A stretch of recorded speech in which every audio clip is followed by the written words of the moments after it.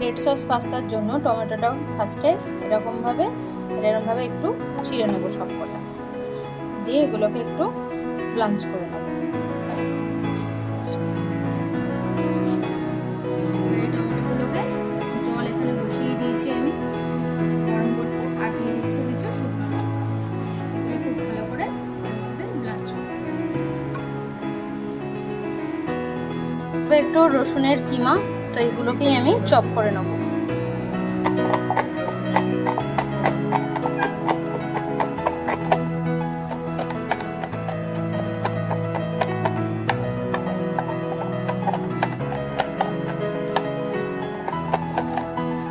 টমেটোগুলো বেশ ভালো করে ব্লাঞ্চ হয়ে গেছে, এগুলো এবার আমি তুলে নিচ্ছি।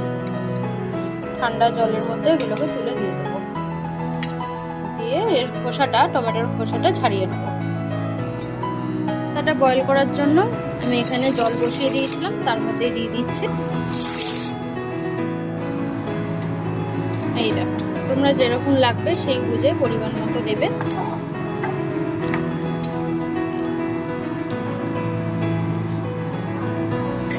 এর মধ্যে আমি অল্প একটু সাদা তেল দিয়ে দেবো, যাতে পাস্তাগুলো সেদ্ধ হওয়ার সময়ও গায়ে না লাগে, এতে বেশ সুন্দর ঝরঝরে থাকে।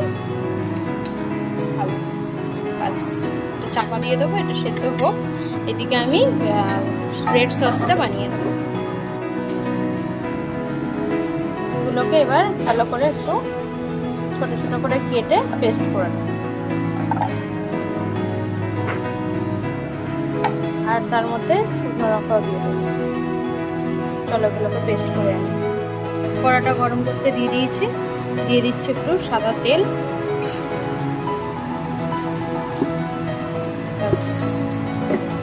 তেলটাও গরম হয়ে গেছে, দিয়ে দিচ্ছি চপ করে রাখা রসুনের কিমাগুলো।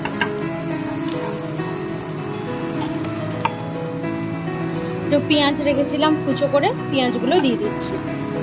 তোমরা যদি এর মধ্যে কোনো ভেজিটেবলস অ্যাড করতে চাও বা চিকেন অ্যাড করতে চাও, ডিম অ্যাড করতে চাও, করতে পারো। তো আমি আজকে ওগুলো কিছুই দিলাম না, জাস্ট এইগুলো দিয়েই বানাচ্ছি প্লেন। এগুলো একটু জাস্ট হালকা একটু নাড়াচাড়া হোক। ওই টমেটো শুকনো লঙ্কা বাটাটা দিয়ে দিলাম।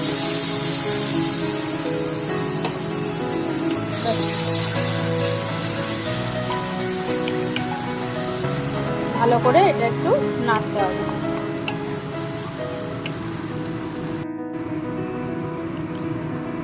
দিচ্ছি অল্প একটু নুন স্বাদ মতো, অল্প একটু চিনি, এই 1 চামচ মতো।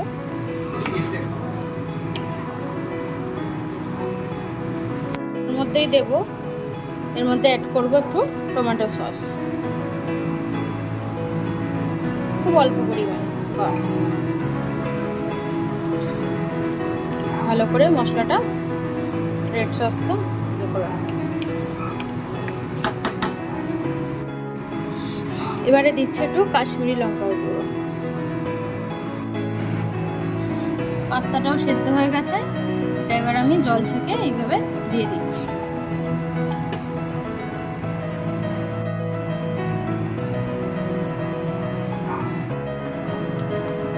ভালো করে আমি পুরো সসটার সাথে পাস্তাগুলো মিশিয়ে দিচ্ছি।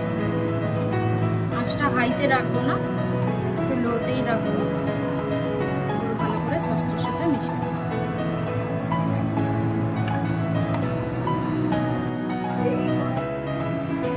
বাস, তৈরি হয়ে গেল রেড সস পাস্তা। একটু চিজ দিয়ে দিই।